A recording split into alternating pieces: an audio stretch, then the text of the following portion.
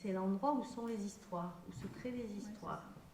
Et c'est un endroit, c'est décrit comme une maison sans toit, sans mur, une maison ouverte en fait. C'est une maison entre le ciel, entre la terre, entre les eaux, c'est entre les domaines. C'est une maison ouverte à tous les vents. Et c'est une maison où croissent les histoires, où elles sont amplifiées, où elles sont évidemment fictionnées, menties, répétées, sans fin. Et aussi tues, pourquoi pas, si on a envie de se taire. Donc, dans ce lieu-là, c'est La Rumeur, j'adore ce passage. Et je crois que... Ah ben voilà. Voilà. Au milieu du monde, il est un lieu entre terre, mer et plage du ciel, frontière du monde triple, d'où l'on voit ce qui est partout, même loin des régions, où toute voix pénètre dans les oreilles creuses. La rumeur y vit. Elle s'est choisie une maison sur les hauteurs, avec d'innombrables accès, 1000 ouvertures sur les toits, aucune porte pour fermer l'entrée. De nuit, de jour, la maison est ouverte. Elle est tout entière de bronze sonnant. Tout entière, elle vibre, renvoie les paroles et répète ce qu'elle entend. Aucun repos, aucun silence, en aucun lieu. Ce n'est pas du bruit, mais un murmure de petites voix, comme celui des vagues de la mer si on les écoute de loin, comme le son, quand Jupiter fait claquer les nuages noirs, les derniers grondements du tonnerre. La foule vit dans l'entrée. On y va, on y vient, peuple léger. Des inventions mêlées de vérité y flânent.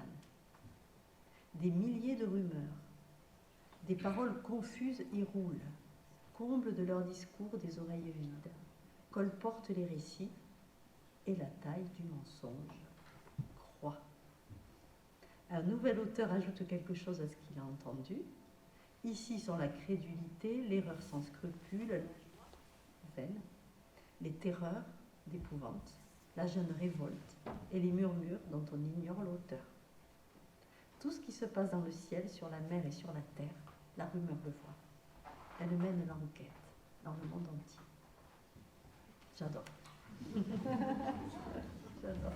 Et donc on a l'image d'une sorte de narrateur collectif et d'une narration horizontale en fait. Ah oui, c'est un peu et ça. puis c'est toujours des histoires, quoi, des histoires qui peu importe la distinction entre le vrai et le faux, entre l'histoire et le mythe, et elle mène l'enquête, c'est que malgré tout, elle y va comme s'il y avait une vérité à chercher, mais la vérité, c'est ce qui se vit et ce qui se dit et ce qui s'échange.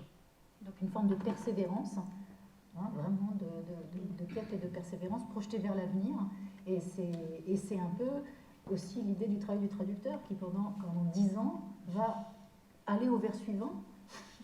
Tu vois, il y a aussi cette idée-là, c'est-à-dire que c'est un texte, c'est un océan de vers.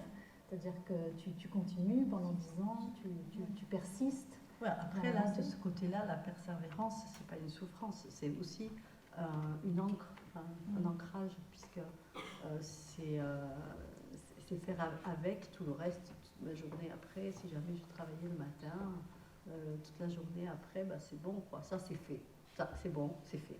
Ou en tout cas, si c'est pas fait, c'est à faire, mais on sait ce qu'il faut faire, quoi. Donc ça, j'aime bien. C'est plus du côté, bon, peut-être que c'est le côté exercice de liberté, exercice, mais de liberté.